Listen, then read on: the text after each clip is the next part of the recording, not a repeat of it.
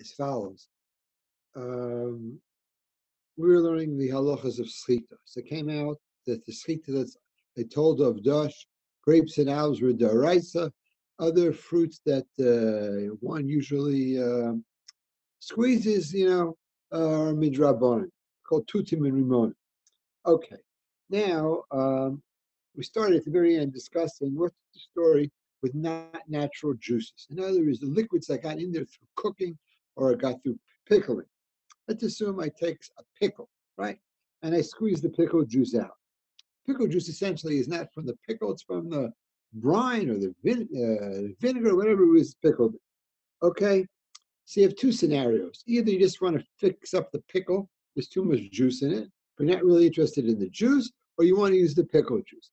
So if you just want to fix up the pickle, then that is mutter, right? It's mutter to do that. That's mutter. Okay, we might have a machlokas if to straighten the garbage, you can do it into a bowl. Okay. Mishnah Berurah is mashma, you can do it in the bowl. The Chayyim says you just do it straight in the garbage. That's mutter. Now, if you want to use the pickle juice, so Rav and Shmuel both say that's asur midrabanan. That is asur midrabanan. According to Rabbi Yochanan, it is a deoraisa. I squeeze out the pickle juice. To use the pickle juice, according to Rabbi Yochanan, it is a deoraisa. Okay. This is quoted in Shulchan Aruch in Shin Chaf Siv Zayin, this machlokas. And the question is, why is it a doraisa according to him? According to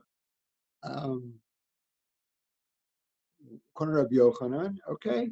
So the Ber Halacha talks about it there, and he says either the derech is to be sochet these things, or we had a shita that only real mashkim have sחיטה doraisa.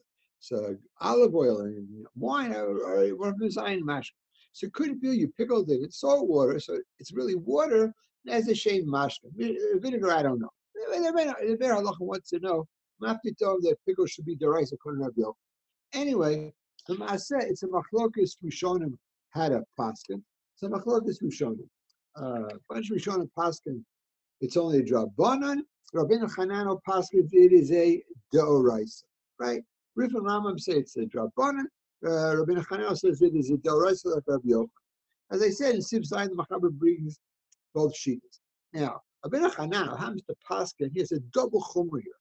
He knows what I just said, that the pickle juice is deoraisa, and he also doesn't hold from the heter of squeezing into food, if you remember that, right? So far as the heter squeezing into food, we discussed it once because in it's mutter, they just, I don't know, machma tabel or bracha fine. As far as this machlokas, the Ber Halacha points out there are really a lot of Rishonim who hold like Rabbeinu Chananel, he passes like Rabbi Yochanan. It doesn't usually make such a major difference. It's also either way, right? The question is deoraisa or derabbanan. Okay, fine. That's that. Now let's start discussing the following case. I have a can of tuna.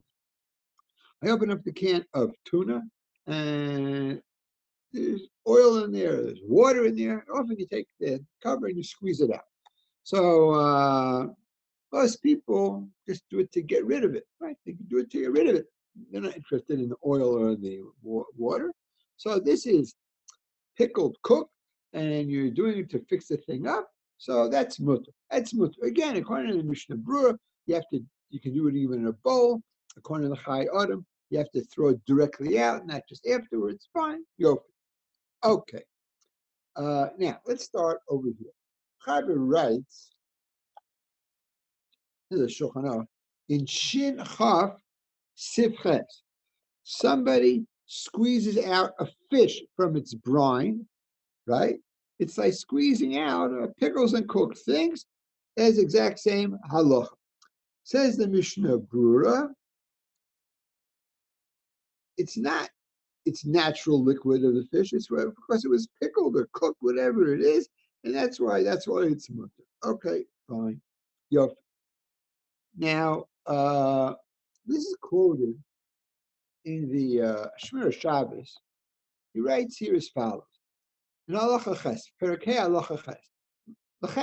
Likewise, in Rotzel Sakin Tam Ochlin, if he wants to fix up the taste of the food, Ayadei Saras Hamitzvem, to remove the extra liquid, could go on, for example, to squeeze out the vinegar from a pickle in order that the pickle should taste better. Mutter. Okay, great. So far, so good. Then he adds the following couple of words. But he has to do it right before the meal. Before the meal. My high, where did this come from? We didn't see this here. Where did this come from? So offhand, he's worried about borer, right? Forget about soche, like the pickle you want, the pickle juice you don't want. So it's a problem of borer that he is, that's why he says this. Now, let's go off on a tangent for a second.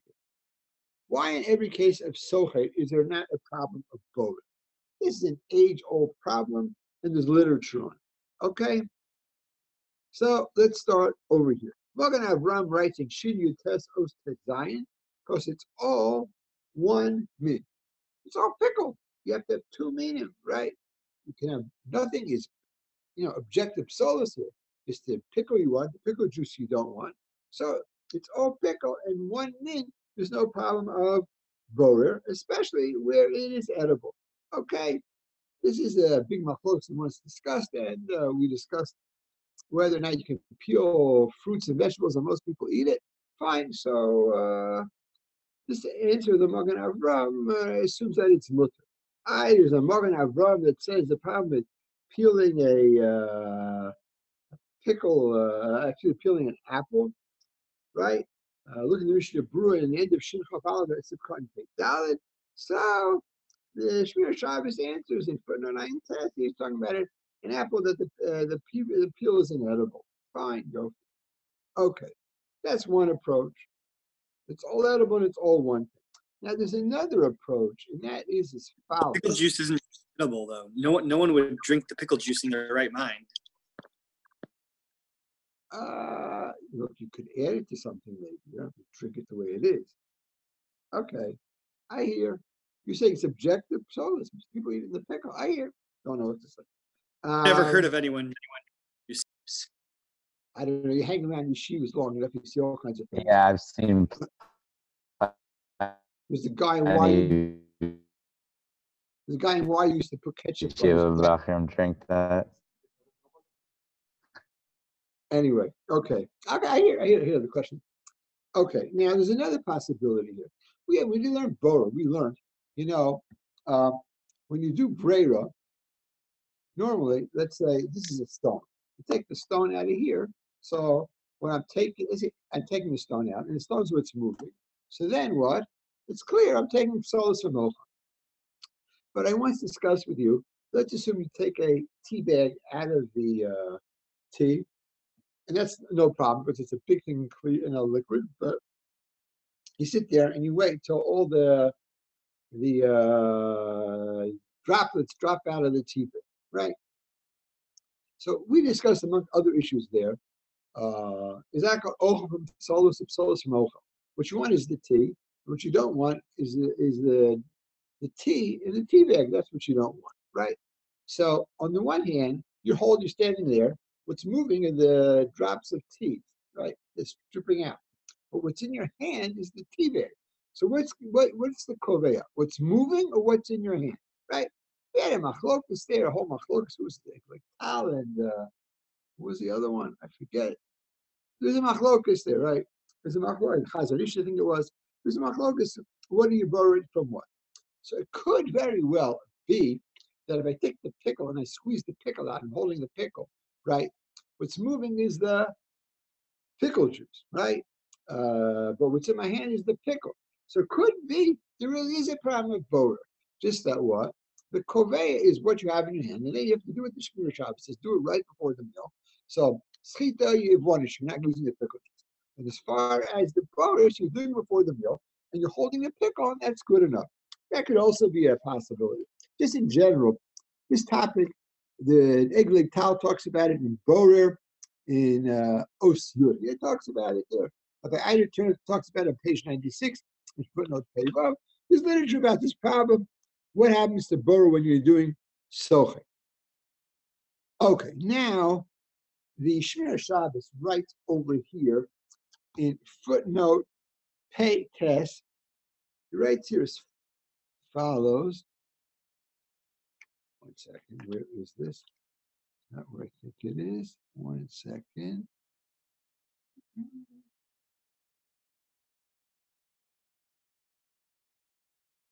Why can't I find this?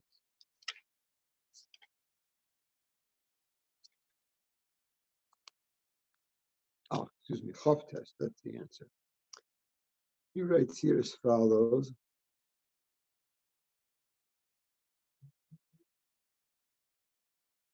Here. Now, he writes that if most people eat the pickle the way it is, with the pickle juice in it, right? And he also, usually eats it that way. Now he wants to get rid of the excess pickle juice. So he says, it's like, you have this wine, which has, we haven't learned this one, it's a little impurities in it, right? If you have to, you drink the wine the way it is, and you want to strain them out. So that's not called really borer, because it's drinkable the way it is. If most people drink it the way it is. We discussed about water filters. If most people are willing to drink the water the way it is, and you also, you would drink if you had it, right? So you're allowed to put water in these breeder filters on Shabbos because you'll drink it anyway. So here too, he says it's the same thing. Most people eat it. That's the situation the way it is. And he also, often eats it, right? Correct? So, yeah, there might be a head to squeeze it out even for later on. That's what he writes, okay? Okay, now let's go back here to the tuna, right? So most people don't eat the tuna with the liquid in it. On the other hand, it's not a problem because you're not doing it for the liquid in the tuna, you're doing it for the tuna, and that's why it is okay. Fine, go for it. And if you would take the oil or the tuna liquid and squeeze it into food, so mikra din it's mutter, and machmir tova olav bracha. Fine, go for it. Now the Mishnah Brewer writes in Sivkot and Chavav, basically more in Shabbos on Kuv Mem Hayam at Aleph. You can squeeze things, but it has to be for Shabbos. For after Shabbos, you can't squeeze, it's Hachana. Next, comes along a Chai Adam. This is in Klal Yud Daled in Osvav. It's quoted by the Mishnah Brewer and Chafei and says, sometimes they say you fry things in fat. Fat. You take fat from meat or something, you put it in the frying pan, it melts down, and then you fry noodles in it. Okay, so you have noodles with fat. Maybe it is too much fat. So you want to, now, after it's all done, right, you want to squeeze the fat out of the noodles. So he says that's not a schiita, because if it's the fat, congeals, it's ochel mi ochel, right? So you can squeeze the fat out of the noodles. That is not sochet at all. It's ochel mi ochel. That's what he writes over here.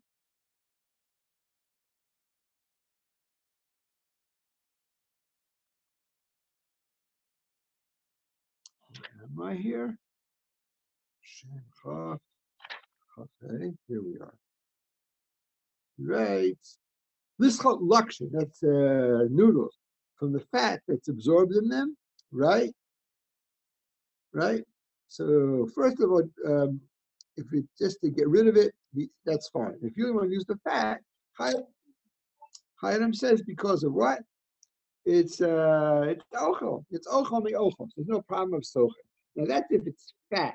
If it's oil, though, oil is basically a liquid. Then you have the whole problem if you want to use it. I would think margarine might be like fat, because basically it's a solid.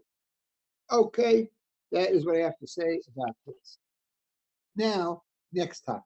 Next topic, you wouldn't think it's related here, but it's in the same siman with Sochet because of one shita rishon. It has to do with taking ice or snow and crushing and making water out of it. There's a brayso in Shabbos on Nun Aleph Amid Beit. It says there, you cannot ein murazkin. Rashi says you can't crush neither Says the Gemara, neither snow nor hail in order to make water. That's one halacha.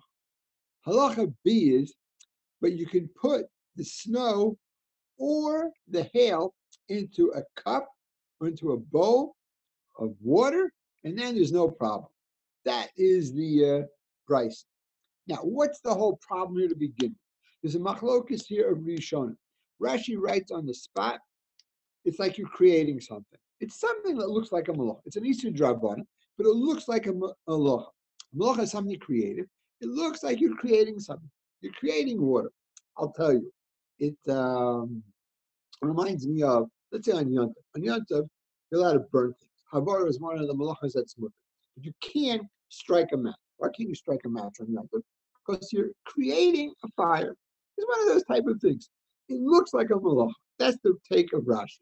Now, the Ran quotes Rashi, but he also brings another reason. It's a takana drabanan.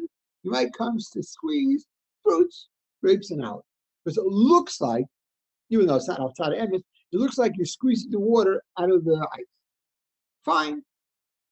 So two reasons in Rishonim. It looks like sחיטה. That's why it's in the siman. Or where Rashi says because you create as if you're creating something. Okay. Now that's one halacha. You're allowed to put it though into a cup of water. So there, when it melts into a cup of water. So like nobody doesn't look like you're creating anything.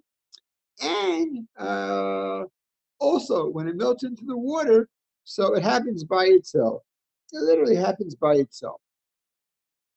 Right? So you're not really squeezing anything. Period. Okay.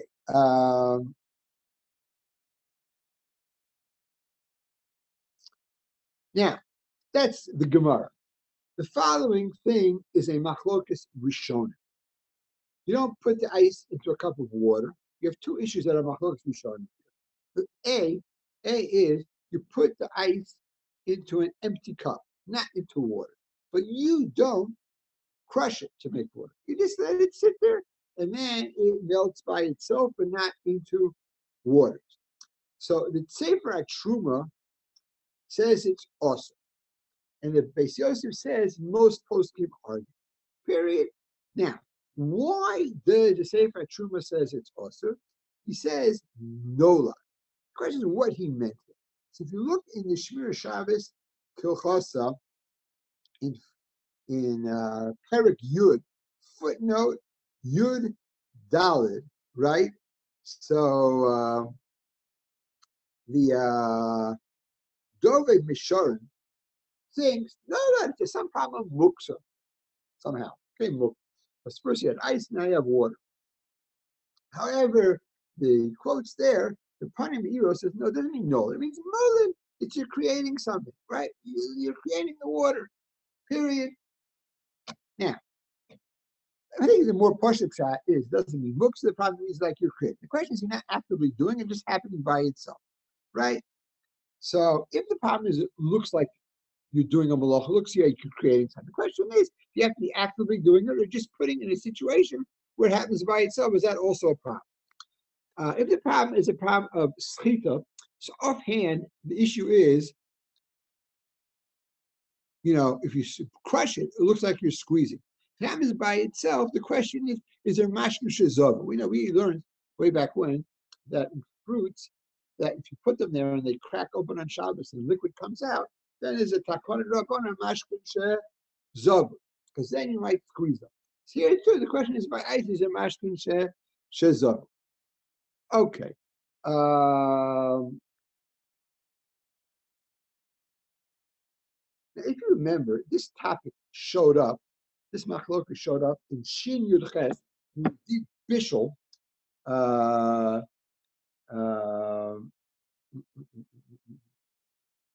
where was it? In Seif, where was it? Tezai.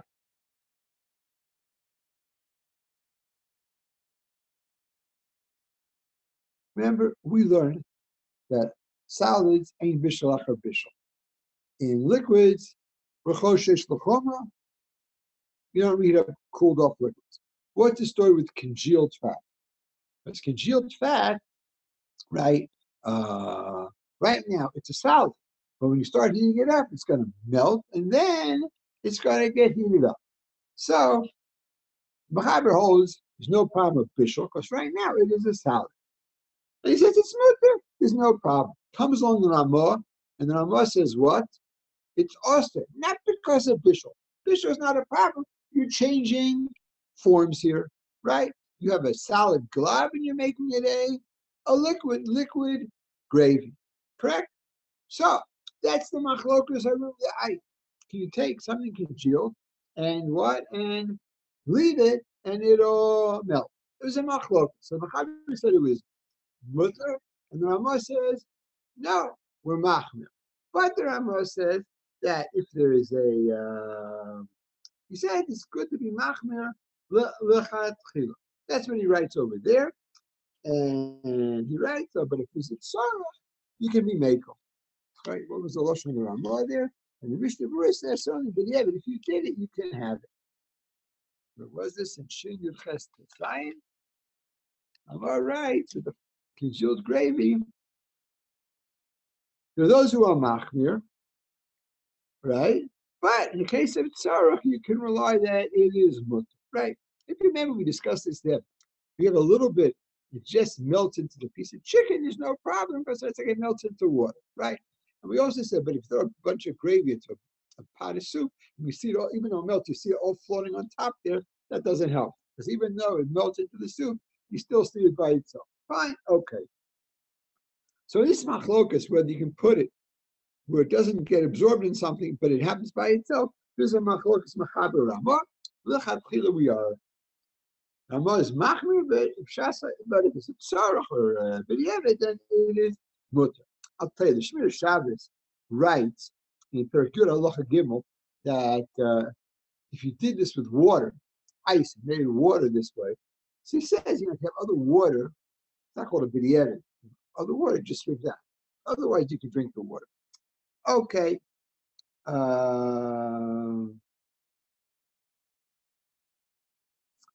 Now, there's another machlokas we've shown them over here. What about you have ice in water? The ice is, you put ice in water, but then you take something and in the water you start crushing it up, right? Remember, in the Mishnah it said you can't crush ice and make water. That's the Mishnah, the Bryce. And you can put the ice cube in the water and let it melt by itself. We had machlokas. What about putting an empty bowl and letting it melt by itself? Now we have another machlokas. What about putting the ice in water, but then actively crushing it in the water? Actively crushing it in the water. So the Ran and Ramban say this is mutter, and the Rush says this is also. This is also correct. Look, if it's a problem of solchait, you can't be solchait into water. Then it's clearly also, right? If it's a question, looks like creating, maybe then it doesn't look like it. When you do it, it goes into the water. I might depend upon that. No, halacha l'maisa. How do you paskin over here? How do you paskin? This is not 100% so clear.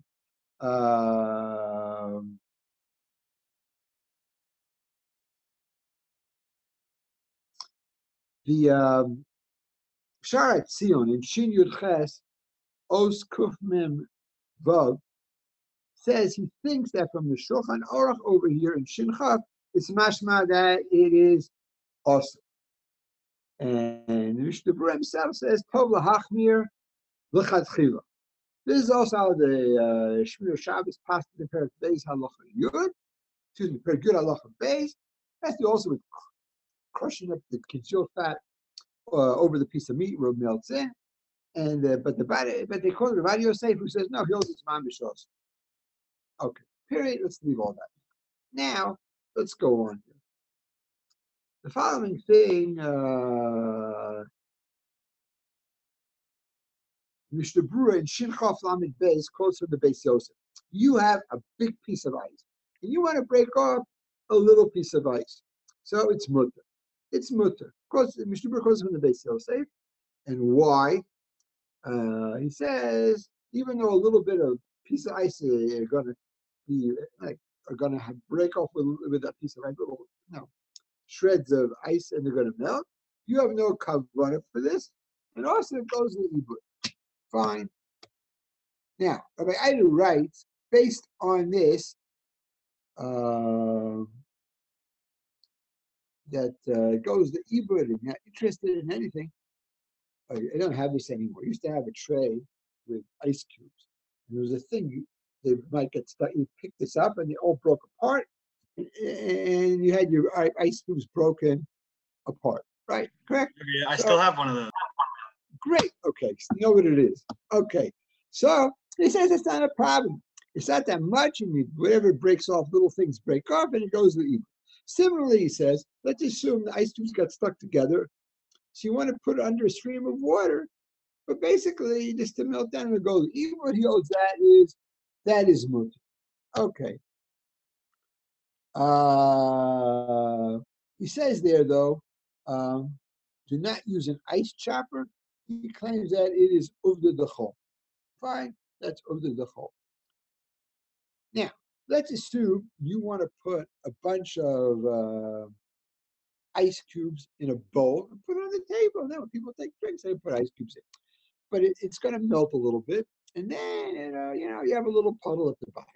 So you want to be from, and not have the shayla. Just put a little water at the bottom of the bowl, under the bottom ice cubes, and then it melts into that.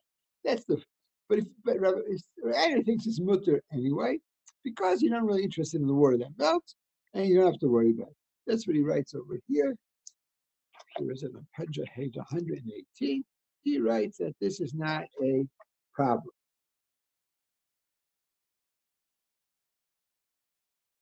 Serving ices or ice cube used to cool liquids is permissible even on an empty plate.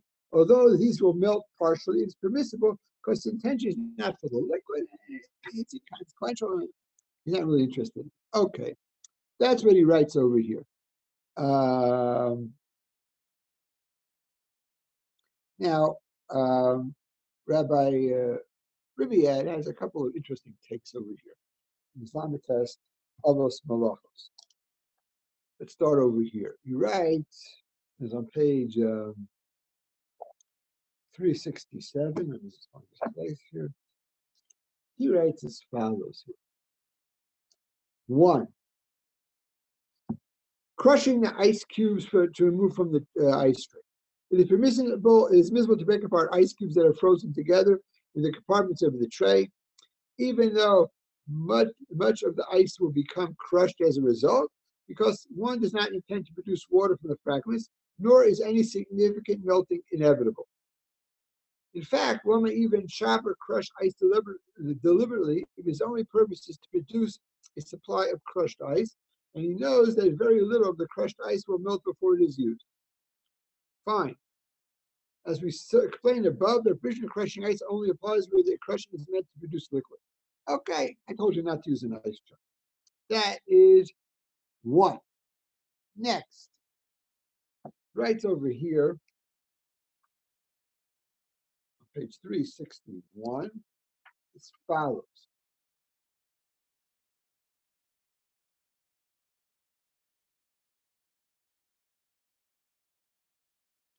Same thing here. One may crush ice into small fragments. He has no intent of producing water from the ice, or very little of the crushed ice will melt before it be used. One may crush ice cubes to make a small amount of crushed ice in order to put it immediately into his drink, right?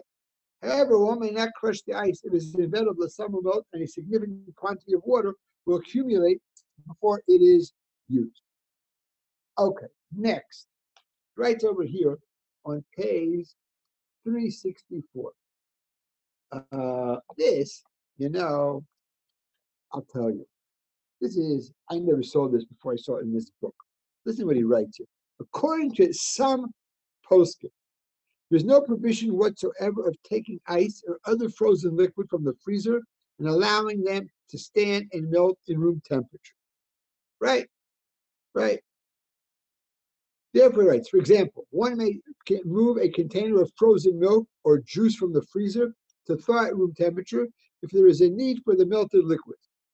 The provision of melting is only applicable if the ice or frozen liquid is brought to a warm area, like near the stove, even though it's not outside, or in the sun, where an active measure was taken to produce the frozen substances to a liquid form.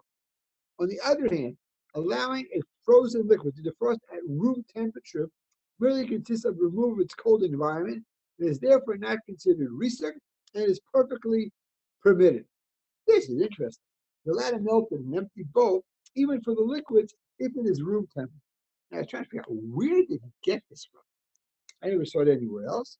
So he has a footnote. Yofi has a footnote. 162a. Where is this?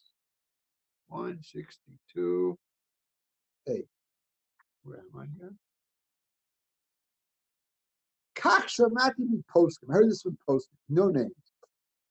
Sachia Gavin, it's not called Isur Risak, and it's mutter according to everybody. Then he says, I saw it in the book Hilchos Shabbos by Mitbach. It's an art school book from the Panimiros. Oh, he has a Panimiros, it says. Interesting. I was not aware of any such thing. Okay, that is the next thing.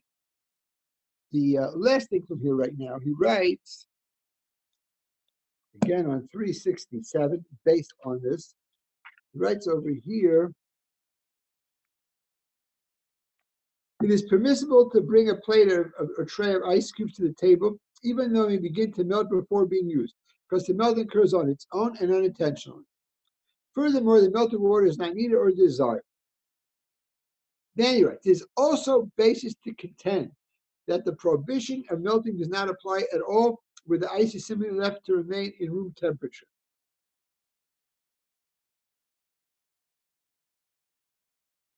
Therefore, you don't have to put any water at the bottom, not like the Chumrei told me. Anyway, he doesn't quote his name. He says there's some people hold this. Okay, next point here.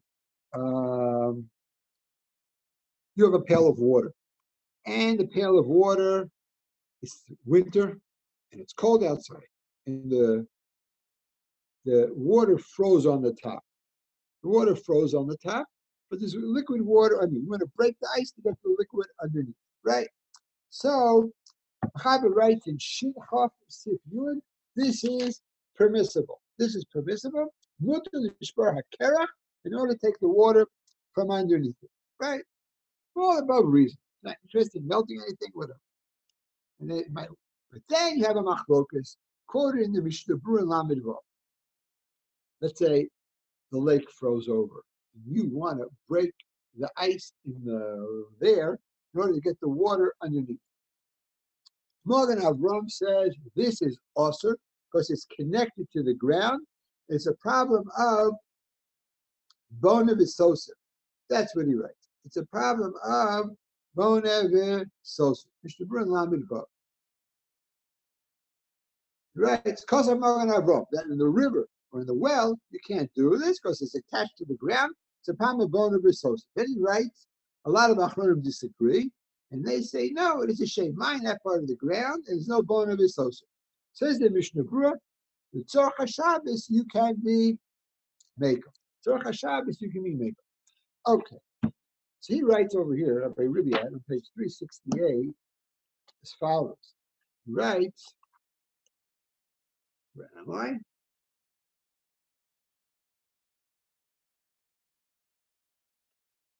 Okay. According to some poskim, breaking ice from the sidewalk, right, may be prohibited under sosa because the ice is connected to the ground and it's like a bonus structure. Similarly, one should not break icicles hanging from the house or a building on Shabbos.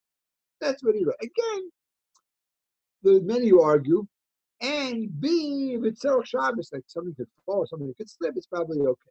Then he writes over here, one is permitted to spread salt on an icy walk or steps to protect people from slipping and falling. This is permitted, right? And there's no problem or any halacha problem of dosh and bone. One, although melting ice on Shabbos is rabbinically forbidden, and salting causes the ice to melt, spreading the salt is nevertheless permissible because it's melting through grum. Fine, somebody created himself, grum is mutter. Then he writes, two, ordinarily one might not add a newer layer of material to the ground because doing so can involve the malacha of bone. However, this new layer of salt is only temporary because it will soon dissolve, right? Adding a temporary layer to the ground is a rabbinic restriction that is waived because somebody could hurt themselves bodily harm. Then he says regular salt used in the kitchen, right, can be used, right? They're not muksa, correct? If you only have salt kernels in a muksa, still, your muksa is more than somebody might hurt themselves. It says there, something breaks and somebody could hurt themselves, so you're allowed to move the muksa. It's broken glass.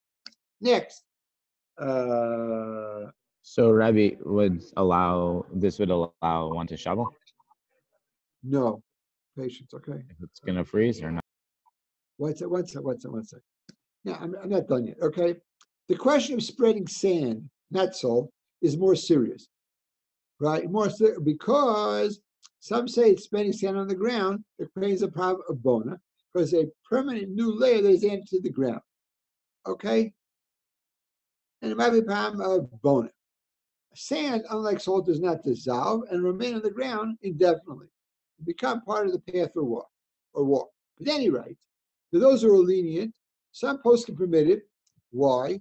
Because the sand is not meant to remain on a concrete walk, but is expected to be washed away by the rain or swept away when the weather becomes warm again.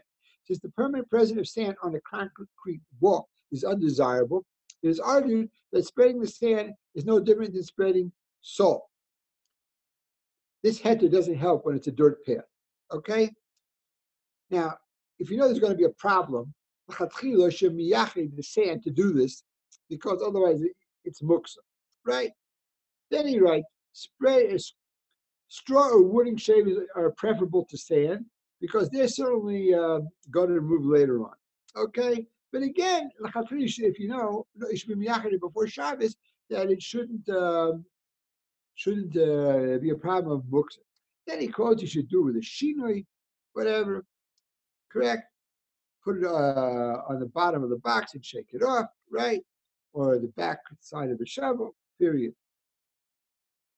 Whatever, because otherwise it looks like landscaping and it's a problem of the duchol.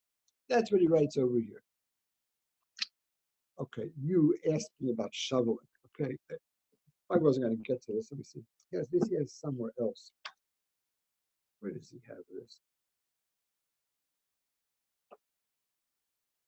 No, where is it?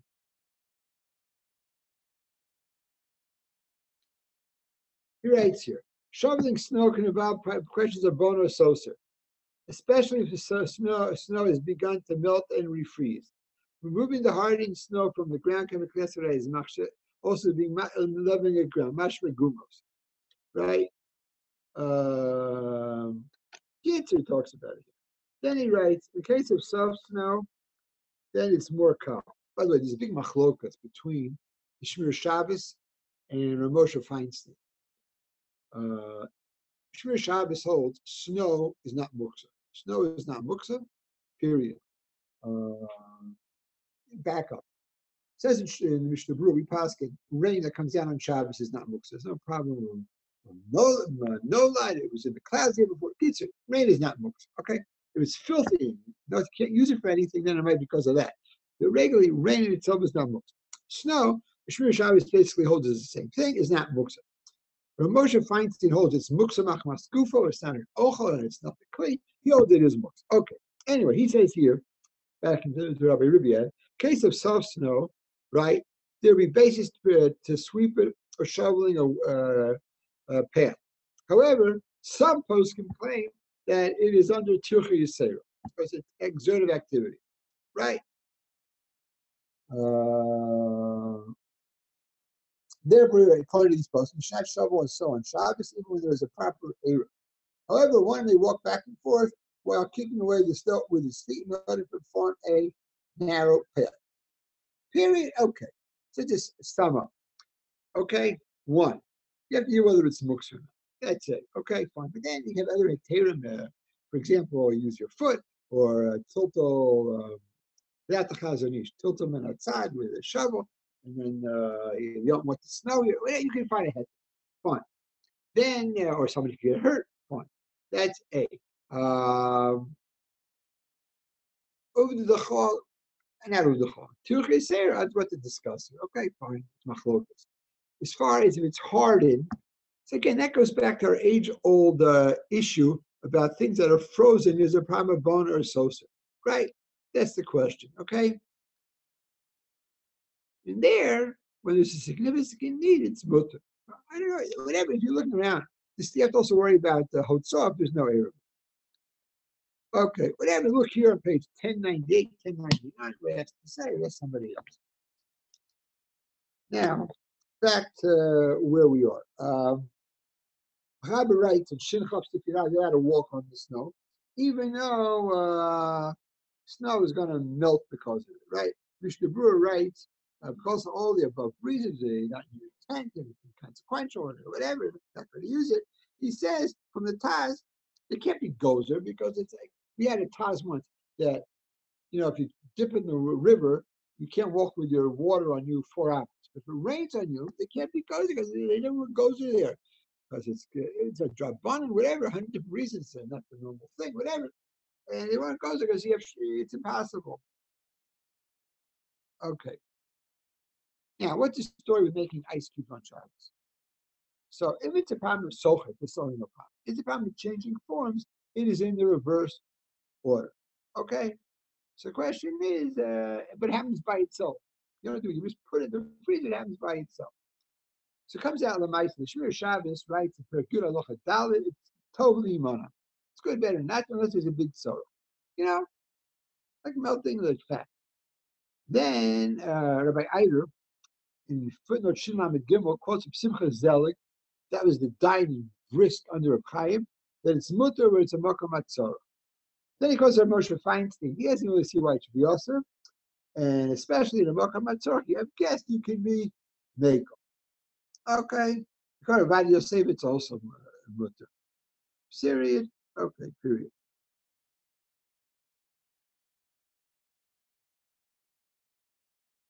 Yeah. But Shiur Shabbos writes, and Rabbi Eider also writes this on page 120, that you can't make a snowball or a snowman on Shabbos. You're not allowed to do it.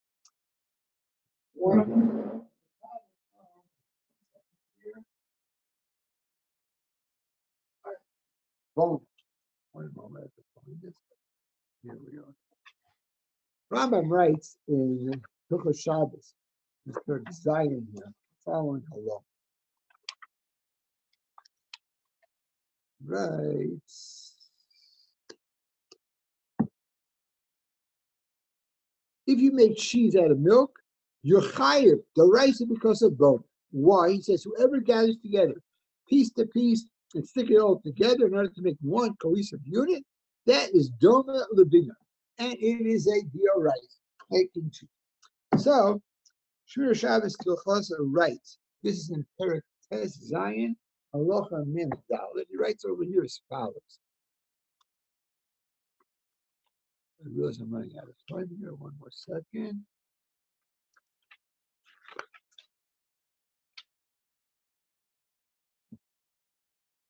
Can't make snowballs, kadurishago, bubochelik snowmen. But the snow itself is not muktzah. Fine. That's what he writes over here. He writes over here. And the problem is a problem of bona. He also claims it's mimarech, he smoothed it out. The whole look at the footnote lamed beit. Now, he has the footnote kuf tes over here, the following thing. The menucha nechona, let's say you want to have a snowball fight, so you prepare your snowballs on fire, right? It's because the menucha nechona, that you can't throw a snowball, right? It says this Mishal, you have no idea why this should be awesome. He says, what, it's so ser? I don't know, you can eat cheese on Shabbos, right? Doesn't really understand why it's awesome. Doesn't really understand why it's also over here. What else does he write over here? Aleph. Footnote Lamed Beis. Oh, there he talks about cheese, right? Okay, that's what he talks about there. Doesn't know what it is. Doesn't understand why it should be also to throw the snowballs on Shabbos.